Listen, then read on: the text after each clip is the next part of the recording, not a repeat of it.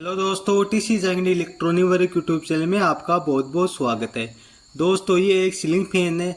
इसके दोनों बेरिंग है वो नए डाल दिए, इसकी सापट है वो भी नए डाल दिए, लेकिन फिर भी ये कट कट की आवाज़ कर रहा है। इसके अंदर बहुत ही ज़्यादा कट कट की आवाज़ आ रही है। कभी होता है क्या है कि जाम हो जाता है, कभी चल जाता है, और कभी गर्म होते ही ये जाम हो जाता है। कभी कट कट की बहुत ज़्यादा आवाज़ आती है और कभी एकदम साइलेंट भी चल जाता है। तो दोस्तों, इसमें देखते हैं कि प्रॉब्लम आती है, ये पंखा साइलेंट नहीं चलता है। तो सबसे पहले दोस्तों क्या करेंगे, इसको सीरीज में चेक करेंगे। ये देखो बल्ब है, बल्ब जला रखा है, ये देखो बल्ब भी जल रहा है, और इसको सीरीज में अच्छे से चेक कर लिया है। दोस्तों ये देखो सीरीज में जाम हो गया है, इसके मतलब इसके अंदर कुछ ना कुछ प्रॉब्लम है। अब दोस्तों क्या करेंगे, इसको डायरेक्ट सप्लाई में चलाएंगे। ये देखो दोस्तों, इसके अंदर डायरेक्ट सप्लाई में इसको लगा दिया है। डायरेक्ट सप्लाई में लगाने के बाद में दोस्तों जो सीलिंग फैन है, वो सीलिंग फैन है वो देखो चल रहा है, लेकिन इसके अंदर कट कट की आवाज़ आ रही है। ये देखो इसके अंदर बहुत ज़्यादा कट कट की आवाज़ आ रही है। तो दोस्तों ये जो कट कट की आवाज़ है, इसको पहचानने के लिए आपको क्या करना है, सबसे पहले इस सीलिंग फैन को खोलना है। क्योंकि बेरिंग है वो बेरिंग हमने नया डाला था, इस सापट है वो नई डाली थी, और वाइंडिंग है वो भी हमने नई कर दी थी। लेकिन फिर भी इसके अंदर क्या प्रॉब्लम हुई है, ये जो कट कट की आवाज़ है वो क्यों आ रही है। अब दोस्तों उसको पहचानेंगे और उसको समझेंगे, और फिर जो इसकी जो प्रॉब्लम है वो सोल्व करेंगे। तो दोस्तों सबसे पहले क्या करेंगे, इसकी जो कनेक्शन प्लेट हटा लेना है, और कनेक्शन प्लेट हटा के फिर दोस्तों क्या करना है, जो पंखे की बॉडी है, इस पंखे की बॉडी को ओपन करना है। दोस्तों बॉडी को ओपन करने के लिए क्या करना है, ये जो कनेक्शन प्लेट को खोल देना है। उसके बाद में तीन इसके अंदर पेच दिए हुए, तीनों पेज को स्क्रू ड्राइव की सहायता से खोल देना है। ये देखो तीनों पेज को स्क्रू ड्राइव की सहायता से आराम आराम से खोलना है, और तीनों स्क्रू को स्क्रू ड्राइव की सहायता से हम आराम आराम के खोल के फिर क्या करना है, आराम से बॉडी को ओपन कर लेना है। क्योंकि आराम से अगर बॉडी को ओपन नहीं करोगे तो बॉडी है वो टूट भी सकती है। वैसे तो बॉडी है वो मजबूत बॉडी है, क्योंकि जो सीलिंग फैन है लगभग 20 या 25 साल पुराना है, इसकी तो बॉडी मजबूत है। लेकिन जो आजकल पंखे आते हैं उसकी बॉडी है वो बहुत ही ज़्यादा हल्की आती है, ख़राब आती है। तो वो बॉडी की जो बेरिंग सीट है वो टूट जाती है। तो दोस्तों क्या करना है, पंखे को सेफ्टी से खोलना है, और सेफ्टी से खोलने के बाद में क्या करना है दोस्तों, अंदर मैं आपको बताऊंगा कि इसके अंदर क्या प्रॉब्लम हो सकती है, तो आपको देख लेना दोस्तों। अब दोस्तों क्या करना है, इसको हैम्बर की सहायता से पंखे को खोल लिया है, और हैम्बर की सहायता से पंखे को खोल के अब दोस्तों आपको क्या करना है, आगे मैं आपको बताऊंगा। तो आगे दोस्तों क्या करना है, इसका जो कोण है वो कोण के अंदर देखना है। ये देखो इस कोण को खोल लेना है, और कोण को अलग करके और इसके अंदर देखना है कि कहीं बॉडी है इसकी टच तो नहीं हो रही ना, क्योंकि बेरिंग नहीं। ये देखो दोस्तों, इसका कोण है वो कोण टच हो रहा है, इसके पंखे वाला स्टेटर है, इस पंखे वाला स्टेटर के कोण है वो टच हो रहा है। इसका मतलब इस कोण के अंदर प्रॉब्लम है दोस्तों। बेरिंग नहीं थी, सापट भी नहीं थी, लेकिन फिर भी इसका कोण के अंदर टच हो रहा है। इसका मतलब इस कोण है वो कोण थोड़ा ख़राब हो गया है। तो दोस्तों क्या करना है, ग्राइंडर ले लेना है, और ग्राइंड की में जो लोहे काटने वाली चक्री है वो लगा लेनी है। ये देखो लोहे काटने वाली चक्री है वो मैंने ऑलरेडी लगा रखी है। अब आपको क्या करना है, जो स्विच है प्लग के अंदर इसको लगाना है, और इसको प्लग के अंदर लगाने के बाद दोस्तों ग्राइंडर को चालू करके, और फिर क्या करना है, आपको आराम आराम से और सेफ्टी के साथ ये जो कोण है इस कोण को घिस लेना है, थोड़ा थोड़ा घिस लेना है दोस्तों। इसको आराम आराम से सेफ्टी के साथ घिसना है। कहीं अंगुली के चोट भी लग सकती है, तो आपको ध्यान देना है कि कहीं अंगुली के चोट लग के और अंगुली कट ना जाए। तो आपको आराम आराम से अच्छे से ध्यान देना है। और जो स्टेटर है, इस स्टेटर का भी ध्यान देना है कि इसकी चिंगारी कई बार अगर स्टेटर के अंदर चलेगी, इसका मतलब इसका वाइंडिंग है वो शॉर्ट हो सकती है। तो आपको ये भी बिल्कुल ध्यान देना है दोस्तों। अब क्या करना है, आपको जो ग्राइंडर है, इस ग्राइंडर की जो चक्री है, चक्री को अच्छे से हम आराम आराम से इस कोण को घिस लेना है। ये देखो आराम आराम से पूरे को घिस लेना है, अच्छे से घिस लेना है। जहाँ जहाँ टच हो रही है वहाँ वहाँ तो आपको स्पेशल घसना ही घसना है, लेकिन जहाँ नहीं टच हो रही है वहाँ भी आपको अच्छे से बराबर चारों तरफ से इसको घिस लेना है।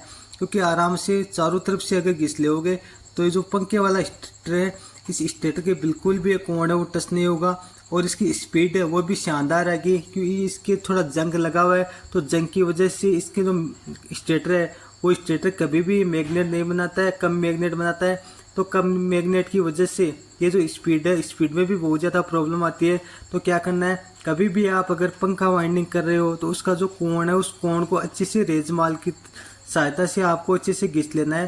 क्योंकि रेजमाल की सहायता से आप अगर अच्छे से घिस लोगे तो कोण है वो कोण अच्छे से सेट हो जाएगा। और कोण सेट होने के बाद में दोस्तों आपको क्या करना है, इस ब्लेड से अच्छे से इसको चारों तरफ सेट कर लेना है। ये देखो दोस्तों, इसको चारों तरफ अच्छे से सेट कर लिया है। इसको चारों तरफ अच्छे से सेट करने के बाद में ये देखो थोड़ा सा हो रहा है तो इसको भी अच्छे से सेट कर लेना है दोस्तों। ये देखो दोस्तों, ये जो कोण है वो कोण चारों तरफ से अच्छे से सेट हो गया है। मैं आपको दिखाऊंगा, आप ध्यान देना। ये देखो एकदम बराबर सेट हो गया है, कहीं भी कोण है वो खराब नहीं है। ये देखो अच्छे से इसको सेट कर लिया है। इसको अच्छे से सेट करने के बाद में दोस्तों अब आपको क्या करना है आगे मैं आपको बताऊंगा। ये जो कोण है इस कोण को अच्छे से सेट करना है, स्प्रिंग लगा देना और इस कोण को अच्छे से सेट कर देना है। और कोण को अच्छे से सेट करने के बाद में दोस्तों आपको क्या करना है, ये जो नीचे वाली बॉडी है इस बॉडी को अच्छे से सेट कर देना है। ये देखो दोस्तों, बॉडी को अच्छे से सेट कर देना है और अच्छे से सेट करके फिर क्या करना है, आपको हैमर से अच्छे से चोट मारनी है। हैमर से अच्छे से दोस्तों चोट मार के और फिर क्या करना है, आपको अच्छे से चोट मारने के बाद में 3 जो स्क्रू दिए हुए हैं तीनों स्क्रू को अच्छे से टाइट कर देना है और इसको घुमा के भी दे। ये देखो दोस्तों एकदम अच्छे से घूम रहा है, बिल्कुल भी आधा सूत भी जगह इसके अंदर बनी हुई है। इसकी वजह से क्या है कि स्टेटर है वो अच्छे से सेट हो रहा है। स्टेटर के अंदर अगर आधा सूत की जगह रह गई, इसका मतलब ये जो राउंड है इसका राउंड अच्छे से घूमेगा और ये मैग्नेट भी अच्छा बनाएगा और इसकी स्पीड भी बहुत शानदार आएगी। तो दोस्तों क्या करना है, आपको इसको 3 स्क्रू को अच्छे से टाइट करके और फिर क्या करना है, स्क्रू ड्राइवर की सहायता से अच्छे से इसको फुल टाइट कर देना है। दोस्तों स्क्रू ड्राइवर की सहायता से इसको फुल टाइट करके और अब आपको क्या करना है आगे मैं आपको बताऊंगा। आगे वीडियो पे बने रहना है और वीडियो को लास्ट तक जरूर देखना है। लास्ट तक देखोगे तभी आपके समझ में आएगी कि इसके अंदर कट कट की आवाज़ है वो क्यों आ रही है और कट कट की आवाज़ की वजह से इसके अंदर क्या क्या प्रॉब्लम हो रही है, तो वो आपको अच्छे से देख लेना दोस्तों। तो दोस्तों इसको अच्छे से टाइट कर दिया है। इसको अच्छे से टाइट करने के बाद में फिर क्या करना है, इसको एक बार स्टेटर को घुमा के देख लेना है। ये देखो इसका राउंड अच्छा सा हो रहा है और ये घूम भी अच्छे से रहा है। ये देखो राउंड एकदम साइलेंट राउंड है और आवाज़ भी बिल्कुल नहीं कर रहा है, क्योंकि दोनों बेरिंग नए हैं तो ये आवाज़ करने का तो कुछ भी इसके अंदर प्रॉब्लम नहीं है। तो अगर दोनों बेरिंग नए हैं इसका मतलब आवाज़ बिल्कुल ही नहीं करेगा दोस्तों। और इसकी सापट भी नहीं है, कहीं सापट में भी बिल्कुल भी चाल नहीं है। अब दोस्तों क्या करना है, आपको ये जो कनेक्शन प्लेट है इस कनेक्शन प्लेट को अच्छे से लगा देना है। ये देखो दोस्तों कनेक्शन प्लेट है, इस कनेक्शन प्लेट के स्क्रू है, स्क्रू को अच्छे से टाइट कर देना है। ये देखो दोस्तों इसके जो स्क्रू है स्क्रू को अच्छे से टाइट कर देना है और कनेक्शन प्लेट को अच्छे से टाइट करके और अब क्या करना है दोस्तों, ये देखो एक कैपेसिटर ले लेना है। इसके अंदर 2.50 का कैपेसिटर लगेगा, डाई का कैपेसिटर वो हमने लगा दिया है। और अब क्या करना है, एक रेड और एक ब्लैक को कॉमन कर देना है और एक रेड और एक ब्लैक को कैपेसिटर के लगा देना है, क्योंकि इसके अंदर रनिंग के रेड है और जो स्टार्टिंग के है वो ब्लैक वाइट डाला हुआ है। ये देखो दोस्तों ये एक अच्छी सी सीरीज बनाई हुई है, इस सीरीज को अच्छे से लगा देना है और फिर क्या करना है दोस्तों, ये देखो इसको अच्छे से चेक कर लेना है। ये देखो सीरीज में ही घूम रहा है, इसका मतलब कौन है वो इसका अच्छे से सेट है। अगर सीरीज में नहीं घूमता है इसका मतलब इसका कौन है वो कौन अभी भी सेट नहीं है, लेकिन इस सीरीज में घूम रहा है इसका मतलब इसका कौन है वो अच्छे से सेट है। ये देखो दोस्तों इसको स्क्रू ड्राइवर की सहायता से अच्छे से टाइट कर देना है। और अब क्या करना है, जो तीनों कनेक्शन है तीनों कनेक्शन को अच्छे से टाइट कर देना है। ये देखो नीचे नीचे इसके अंदर कॉमन किया था वो डाल देना है और बीच वाले में ये देखो जो कैपेसिटर का ब्लैक वाला डाल देना है और ऊपर ही ऊपर रेड वाला डाल देना है।